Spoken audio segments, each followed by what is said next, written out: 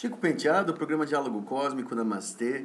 Namastê, pessoal, da TV São Tomé das Letras, a Carmen, o Joel, a Karen e o Joel, o pessoal que me ouve na YouTube, namastê a todos. Eu tô aqui para falar sempre de temas de ufologia ou correlatos, né? E hoje eu vou sair um pouco da linha da ufologia, assim, tão restritamente falando, porque eu recebi de um ouvinte meu, né? Um vídeo interessante de um outro vlogger, de uma outra pessoa que posta aí vídeos, né? Que é um rapaz chamado Azel, né?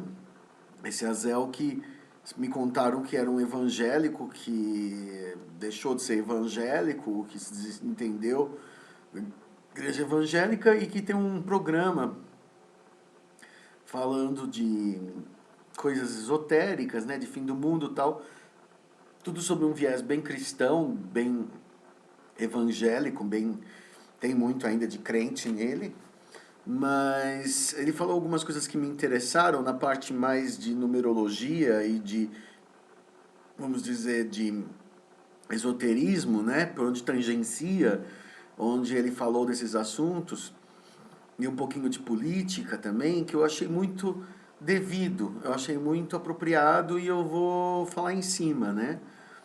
Ele falou que existiam duas correntes básicas. Existia uma onda vermelha e uma onda azul, onde essa onda vermelha seria a Rússia, o socialismo, a China, né? E existiria o capitalismo, que seria a onda azul, e que na verdade os Illuminati estariam acima e por trás dos dois, né? E que existe uma dialética, existe uma alternância entre esses dois, quer dizer, cada vez que um alterna com o outro, um país passa do capitalismo para o socialismo, do socialismo para o capitalismo, ele de uma certa forma pega um pouco de um e um pouco do outro, até chegar ao azul com o vermelho, que ele falou que ia dar o roxo, né? Quer dizer que na verdade existe uma, para os Illuminatis que querem desenvolver a nova ordem mundial, segundo ele, existiria o interesse de chegar a um ponto onde algo do socialismo e algo do capitalismo fosse mesclado, né, em uma certa proporção para dar um regime ideal para os Illuminatis, para né, a nova ordem mundial.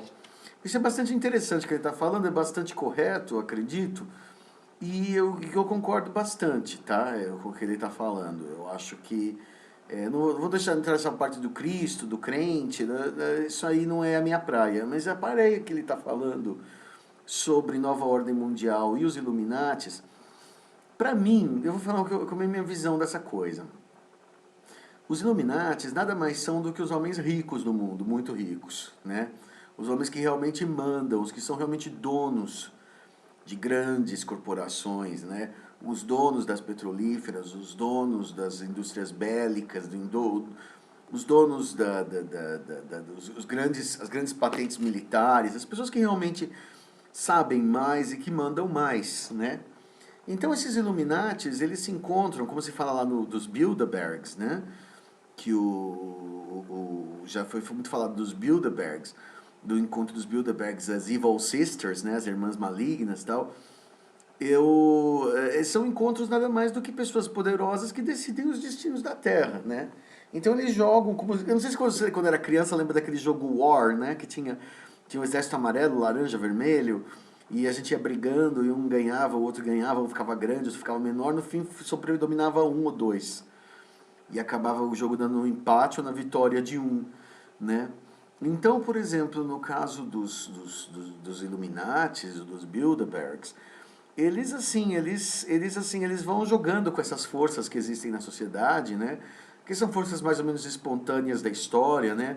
O marxismo, o liberalismo, o islamismo versus o judaísmo versus o ocidente, na verdade, né? Então essas forças vão moldando e eles vão fazer de uma forma que favoreça eles, né?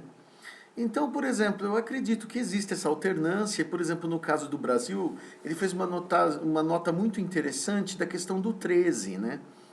O PT é o partido 13, E o 13 é um número cabalístico, altamente simbólico, né?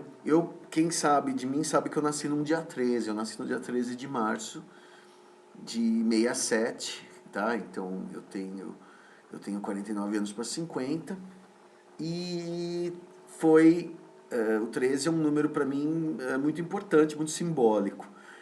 E o 13 ele foi também, por que o medo do 13, né? O 13, na Idade Média, quando o rei Filipe mandou matar o Jacques de Molay, que era o líder dos Templários, né? Que fazia a Ordem dos Templários, isso aconteceu numa sexta-feira 13.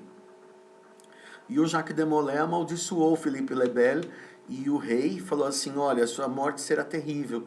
E realmente eles morreram um ano antes, um ano depois, né? Menos de um ano depois. E então, assim, a força, o poder do Jacques de Molay, que é o patrono dos templários, dos maçons e tudo mais, se mostrou assim muito grande, né? Então, assim, então por isso que ficou a sexta-feira 13 como um dia de azar, realmente foi um dia de azar, tanto para os templários que foram exterminados, um dia terrível, como também para os inimigos dos templários, né, que eram, no caso, o rei. Existem muitas histórias, por que o rei quis extinguir os templários, né? O mais aceito é que os templários, eles tinham viajado pelo Oriente e eles não tinham medo de emprestar dinheiro, que na Idade Média era um tabu. Então, por exemplo, você emprestar dinheiro, você praticava o que a Bíblia chama de usura. E só os judeus podiam praticar a usura, né? Que era porque eles não eram cristãos, então eles podiam emprestar, né? E eram mal vistos pela sociedade. E os templários começaram a fazer a mesma coisa. Então, as acusações de satanismo, de imoralidade e tudo mais, que pesaram contra eles, e o rei também ficou enciumado com o enriquecimento e o poder dos templários, e na verdade usou essa história de que era satânico, que era diabólico, para exterminar uma ordem que estava ficando crescendo maior, estava ficando mais poderosa que o próprio rei. Né? Na verdade, essa é a razão. Né? Tudo, na verdade, gira em torno do dinheiro. Né? Money makes the world go round.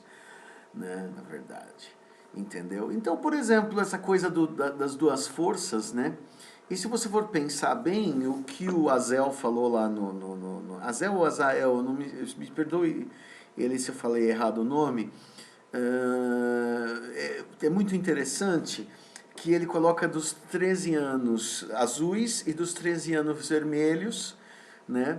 E ele coloca aqui, por exemplo, que de 1989 a 2002 até chegar a 2003, a gente forma 13 anos, onde os presidentes foram de uma linha mais centro-direita, né? Mais centrista, mais de direita, vamos dizer.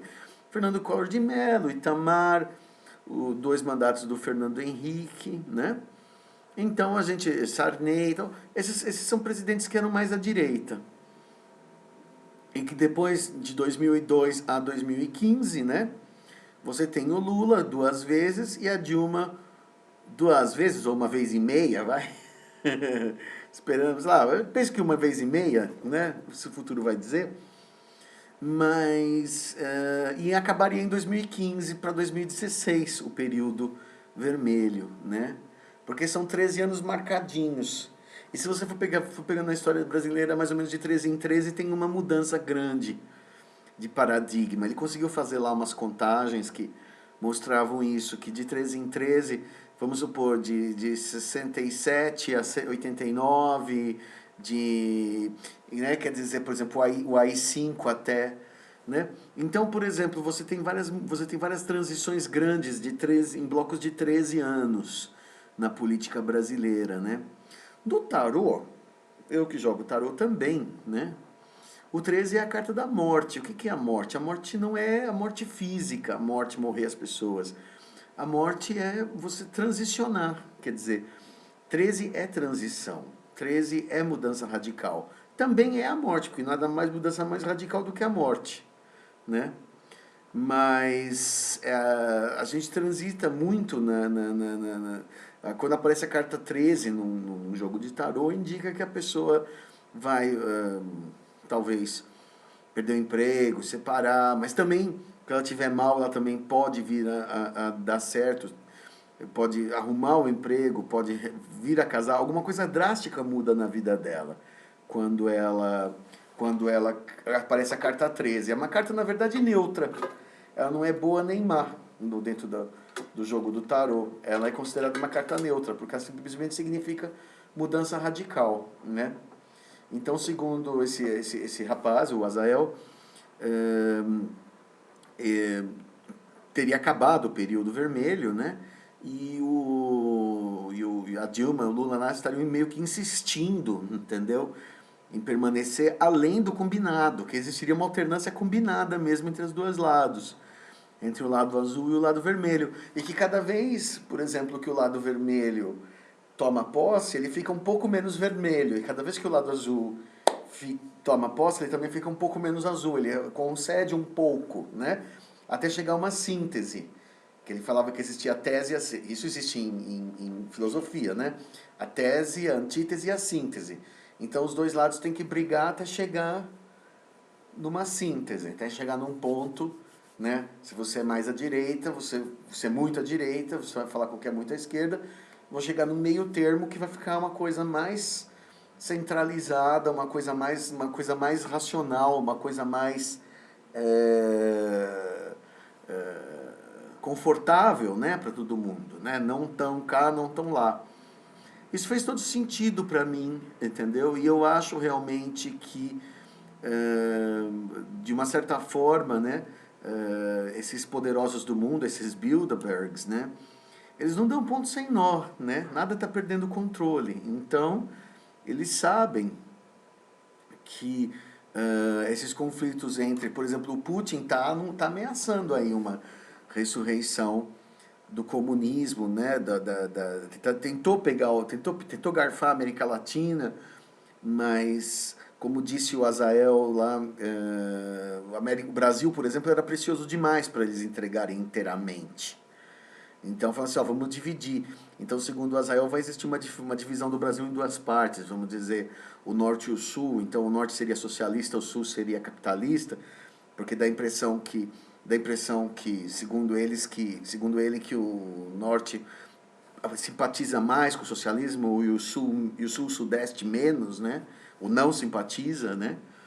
Então, isso seria uma possibilidade. Eu acho que isso é um pouco exagerado. Eu acho que isso já é... E também, por exemplo, ele fala que agora seria um período roxo, né? Que seria o período da fusão das duas coisas. Eu não sei. Eu acho... Aí eu já penso diferente desse senhor.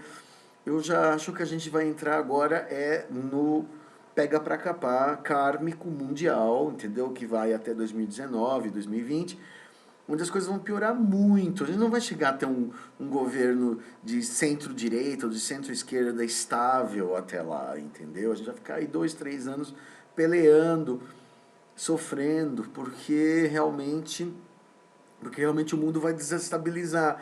Então, quando uma coisa começa a consertar aqui, desarruma ali. É o Estado Islâmico, é a guerra, o Trump provavelmente vai ganhar e vai atacar o Oriente. Entendeu? Os países vão todos ser envolvidos, né? Então, isso tudo vai começar a dar assim, uma série de consequências para vários pontos do mundo, né? E assim, o Brasil não é uma ilha, né? Então isso vai acontecer e vai acabar pegando o Brasil também, entendeu? Quando a gente vai, por exemplo, arrumando um pouco a questão político-partidária, vai começar a ter crises internacionais violentíssimas que vão arrastar o Brasil para uma bagunça, entende? Então, assim, mas eu achei muito interessante essa colocação dele sobre o número 13, né? Esse número que é muito cabalístico, que é considerado por alguns número do diabo, por outros é um número da sorte, é um número isso, é um número aquilo, assim como o número 17 também, que é um número que eu vejo muito em ufologia, pessoas que têm contato com ET, vem muito esse número 17, 17, 17, 17 horas e 17 minutos, ou 5 e 17, né? Toda vez que ela olha no relógio, 5h17 está lá, eu percebo que isso parece ser um sinal de contato ET. Não sei porquê, entendeu? Por que eles gostam desse número, porque esse número representa o cosmos, não sei, mas de alguma forma tem a ver. Então eu gostaria de falar que eu gostei muito desse tema e achei interessante. Se vocês quiserem adicionar comentários, interpretações, entendeu? Alguém que entenda de numerologia, eu ficaria bastante grato, tá?